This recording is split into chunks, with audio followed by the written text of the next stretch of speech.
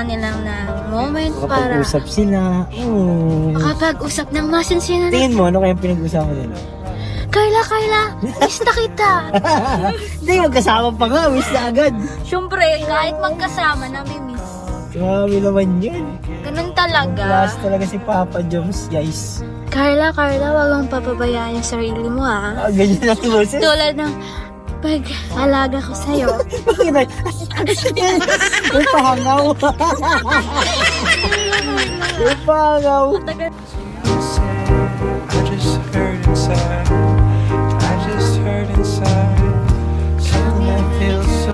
Guys, may mission tayo. Hi, Kaya guys. dito ko kayo pinasakay kahit ano, para magkaroon ng moment yung dalawa. Kasi sila lang dalawa dun sa ano, si Jomar at saka si Carla lang doon sa kotse ni Jomar na ba.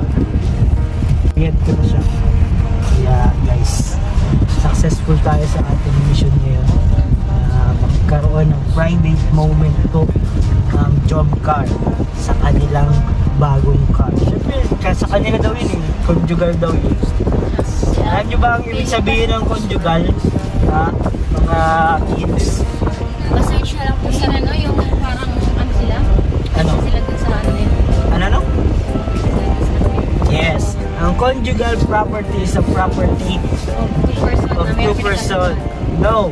Na kasal na. Kasal? Kasal na.